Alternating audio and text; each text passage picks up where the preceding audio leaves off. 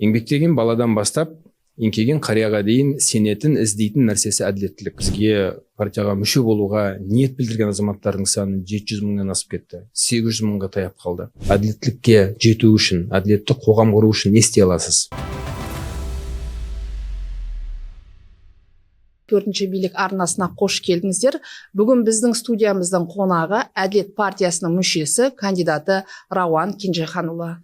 Қош келдіңіз, Рауан мырза. Бірінші сұрағымыз, сіздің партияға келу себебіміз, неге Әділет партиясын таңдадыңыз? Неге басқа партиядан кандидат болып түспедіңіз құрылтайға?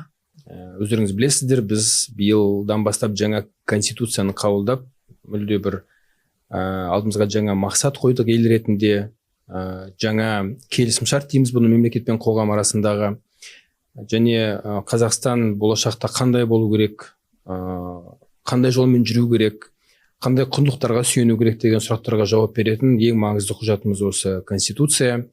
Ал енді соны іске асыратын жаңа кезеңдегі осы үлкен қозғалысқа тірек болатын саяси күш Әділет партиясы болсын деген ниетпен біріктік. Сондықтан бұл жерде маған келген кезде мен әділетке келіп таңдап оны қосылған жоқпын, біз әділетті құрдық.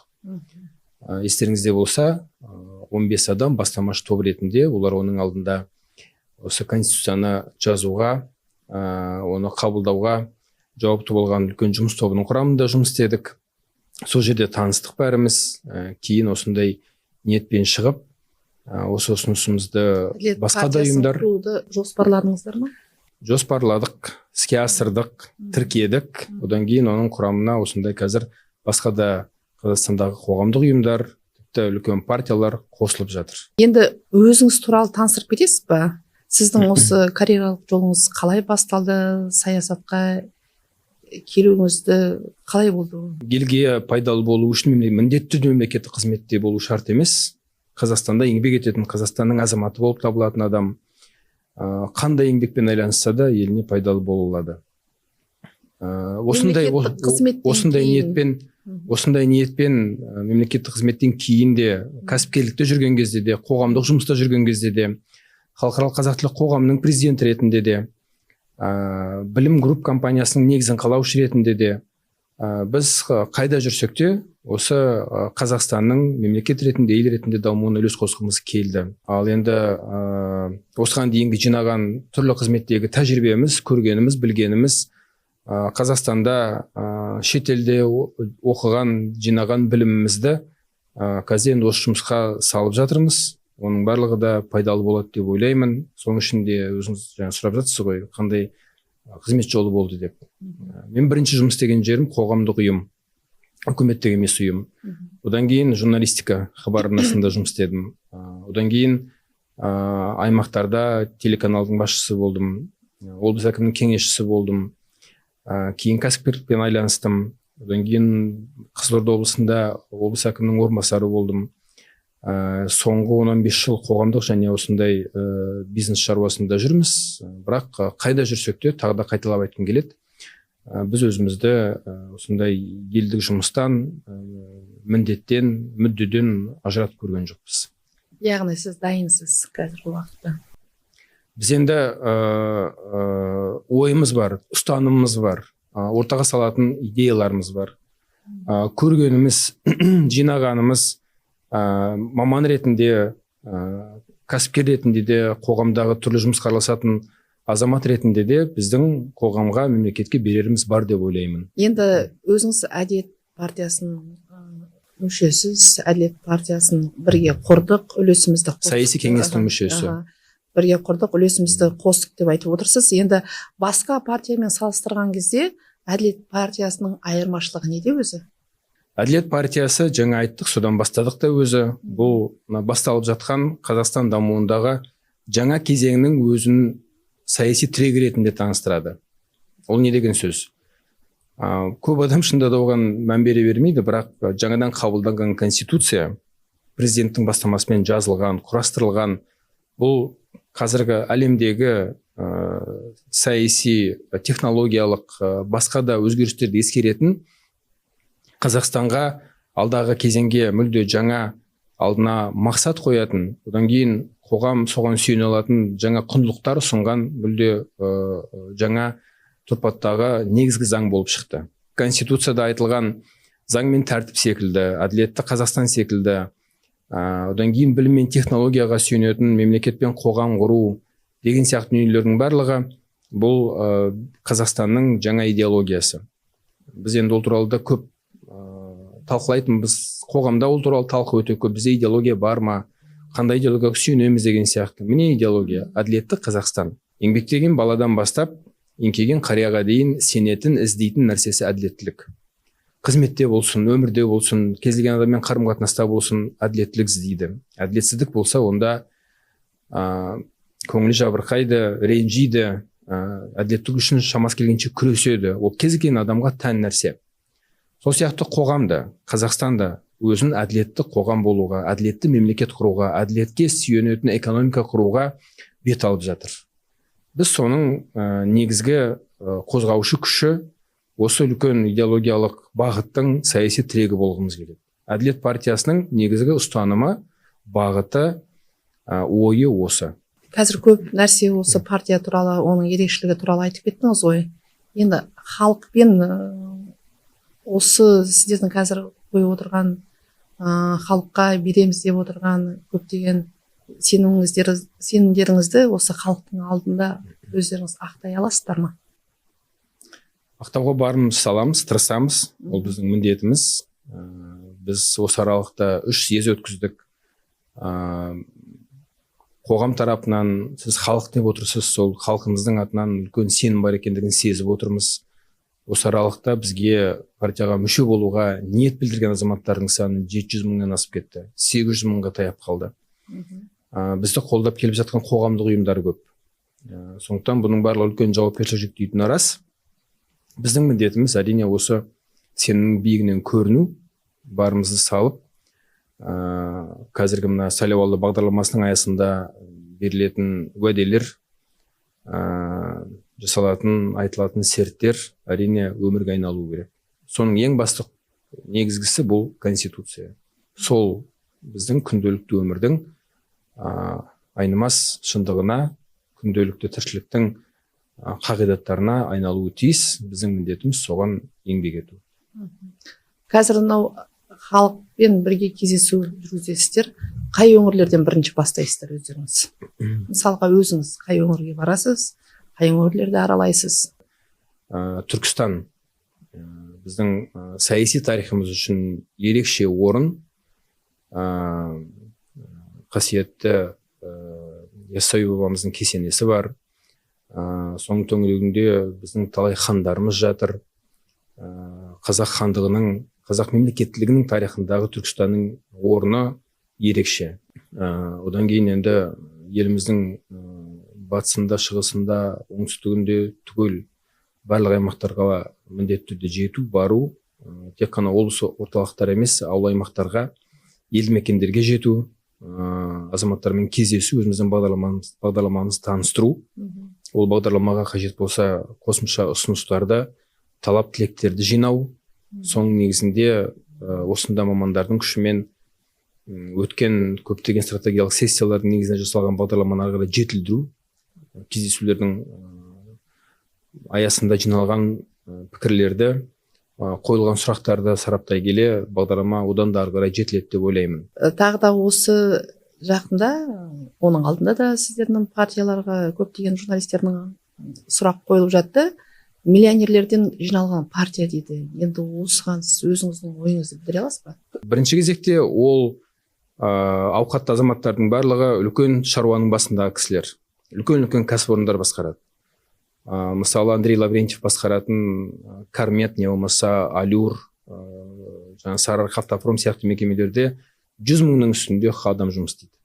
Әрине, олындай мекемені басқарып отырған азаматтар сол мекемедегі жағдайды, экономиканы, адамдардың тұрмыс тіршілігін білмеуі мүмкін емес. Сол сияқты іште басқа да азаматтар бар. Сондықтан бізге бұл кісілердің сол білімі, жинаған тәжірибесі, өздерінің ұжымдарымен сөйлесіп отырғандағы, қатынасқа түскендегі күнделікті тіршіліктің жағдайын біліп отырған тәжірибелері маңызды. Шында да олар бағдарламаның құрастырылуына да, партияның бір жұмыс тәсілдерін талқылаған кезінде де өте көп ұсыныстар айтты. Және олар өздері ғана емес, бүкіл ұжымдар араласып жатыр. Және ол мекемелердің барлығы Қазақстанның түрлі аймақтарында орналасқан.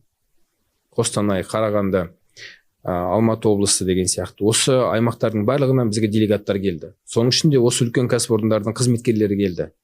Партия басқаша құрылмайды. Партия бұл идеялас, пікірлес, ұстанымдар ортақ азаматтарының бірлестігі. Егер біз өзіміздің ортамызға осындай мүмкіндігі бар, мекеме басқаратын, үлкен ұжым басқаратын азаматтар тарта алсақ, әрине ол біз үшін үлкен пайда, олжа. Өйткені олардың артынан бүкіл мекемелері келіп қатысып жатыр. Мен өзім басқаратын мекемеде 400 адам жұмыс істейді. Әрине, мен келгеннен кейін олар да қызығады. Қандай партия, неге біздің басшымыз оған барып жатыр, ондағы ой қандай, мүдде қандай деген сияқты. Ол азаматтармен сөйлескен кезде тура сіз секілді сұрақтар қояды. Не үшін құрылып жатыр, басқа партиядан айырмашылығы не, біз оны не үшін жасаймыз, қолдайық па деген сияқты. Сондықтан осындай азаматтардың өз ұжымдарына жүргізген насихаттарының арқасында партияға шын мәнінде көмек бере алатын идея арқылы, ұсыныс арқылы жақсы басында делегаттар, кейін партия мүшелері де келіп жатыр. Олар соншалықты көп те емес. Енді қазірдің өзінде 700-800 мыңға тарта азамат бізге партияға мүше болуға, оны қолдауға ниет білдірсе, соның енді бір 5-6 азаматы осындай сіз айтқандай үлкен бір жаңағыдай қаражатымен көзге түскен азаматтар шығар. Алдыңғы сайлауда халық ортасынан шыққан депутаттар болды. Сол депутаттардың көбісі осы жолы ілікпей қалды. Ол депутаттарды біз көрмей қалдық. Бір мандатты кандидаттарда өткен болатын. Енді осы жолы бір мандаттың жоғалып кетуі, оның жоқ болуы не себептен деп ойлайсыз өзіңіз? Біздің мақсатымыз кәсіби парламент құру. Кәсіби парламент дегеніміз не? Ол парламенттің құрамына кірген азаматтардың заң шығаруға, мәселе талқылауға, пайда болған мәселелерді шешуге нақты ұсыныс беруге мүмкіндігінің болуы. Біз енді ешкімді алалағымыз келмейді, бірақ мына қазіргі таңдалып отырған партиялық тізімдердің менің ойымша тиімді жері бұл біз өзіміздің қатарымызды бірден кәсіби тұрғыдан әлдеқайда жақсы күшейтіп алуға мүмкіндік аламыз. Жаңа сіз айтып отырған кәсіпорын басқаратын мекемелердің басшылары, одан кейін түрлі салада өзінің еңбегімен, білігімен көрінген, алға түскен, мойындалған мамандардың парламентте көбірек болуы біз үшін өте маңызды. Кейде енді басқа жағдайларда болып жатады. Адамдар көп танитын, басқа да өзінің қызметімен көзге түскен, танылған азаматтар болуы мүмкін, бірақ олардың міндетті түрде жекелеген салалардағы кәсіби білігі қандай екендігін біз сенімді бола алмаймыз. Сондықтан осы жердегі негізгі мәселе бұл парламенттің, оның құрамына кірген азаматтардың барынша кәсіби білігінің жоғары болуы, олардың жинап келген тәжірибесінің ертеңгі заң шығару ісіне пайдалы болуы біз үшін бәрінен де маңызды болып тұр. Сіз өзіңіз дебатқа кіммен шыққыңыз келеді? Қай партия кандидатымен шыққыңыз келеді? Бәрі де қызық. Біз бастан бастап айтып келе жатырмыз. Біз ешкіммен таласқымыз келмейді. Жерде таласатын ештеңе жоқ та. Ел ортақ, мемлекеттік іс ортақ. Сондықтан кез келген партиядағы әріптестерімізбен пікірлесу, олардың біздің бағдарламаға қатысты сұрақ қоюы, немесе оларды тыңдау арқылы біз керісінше өзіміздің ұстанымымызды дамыта аламыз деп ойлаймын. Пікірталастың мақсаты ол біреуді жеңу, не болмаса бірдеңені әшкерелеу емес. Кез келген дебаттың мақсаты идеяны, ойды талқылау, ортаға салу, сол арқылы одан да кемел, одан да жетік шешімдерге келу. Сондықтан кез келген партиядан келетін азаматтармен пікірталасқа, әңгімеге, ой бөлісуге дайынбыз. Дайынсыздар. Бірақ өздеріңіз шақырмайсыз. Енді жоспарланған дебаттар бар. Сол жоспарға сәйкес қатысамыз. Енді орталық сайлау комиссиясы ұйымдастырады. Құрылтайдың құрылуы елімізге қандай әсерін береді деп ойлайсыз? Жаңа құрылтайдың құрылуы бұл жаңа конституцияның қабылдануы, жаңа парламенттің жаңа атаумен, жаңа мақсатпен, жаңа құраммен, және ол құрамның да жасақталу принциптері жаңарып келе жатыр. Иә, біз мүлде жаңа ұғымдармен, жаңа талаптармен қалыптасып жатқан жаңа құрылтайға келе жатырмыз. Сондықтан бір жағынан ол құрылтайдың алдында жаңа конституцияның қойған үлкен міндеттері тұр.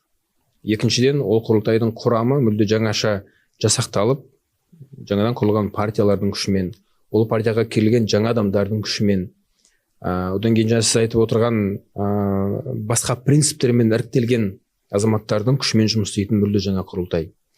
Сондықтан менің өз басым және менің партияластарымда осы жаңадан құрылатын құрылтайға деген артатын үмітіміз өте зор.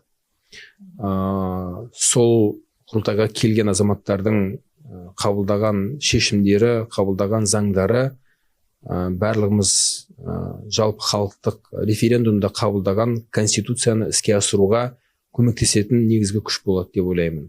Біз бәріміз заң мен тәртіпке сүйенетін және заң мен тәртіптің бәріне ортақ болу қағидатын алға тарттық. Ал енді сол заң мен тәртіпті қағазға айналдырып, құжатқа айналдыратын негізгі орган ол осы құрылтай, парламент. Құрылтайда қаралатын заңдар бойынша бірінші халықтың ойын тыңдар ма едіңіз, әлде министрліктер ұсынған жолмен келісе саласыздар ма? Ондай біздің мақсатымыз бірінші кезекте қоғамның, мемлекеттің өмірін жақсарту, өмір сапасын көтеру. Кез келген мемлекеттік органның мақсаты сол. Сондықтан мен екеуін өйтіп бөліп шығарып және бір-біріне қарсы қоймас едім. Мына ертең халықты аралап, аймақтарға барып, талап тілек жинаймыз деп жатырмыз ғой. Және біздің бағдарламамыз да сол негізден құралды.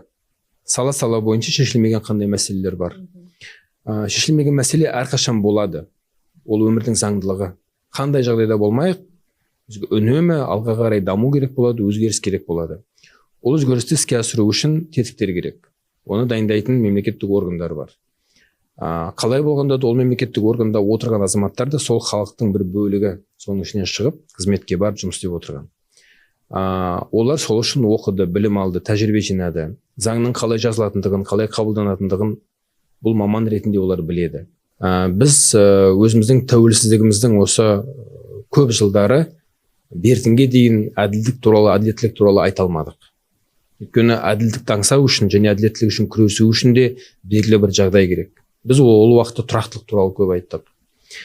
Даму туралы көп айттық. Күнделікті бір шаруаларды тез шешіп алайық деп ойладық. Бірақ қазір енді жаңа кезең, жаңа мүмкіндік пайда болды. Біз қоғам ретінде жаңа сатыға көтеріліп жатырмыз. Сол сатыда әділдікті, әділеттілікті қағидат ретінде, құндылық ретінде алға тартуға мүмкіндік туды.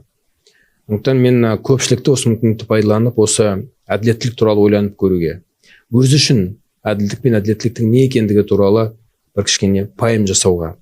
Содан кейін егер азамат ретінде, маман ретінде сіз әділдікті қалайтын болсаңыз, онда сіз өз орныңызда әділеттілікке жету үшін, әділетті қоғам құру үшін не істей аласыз?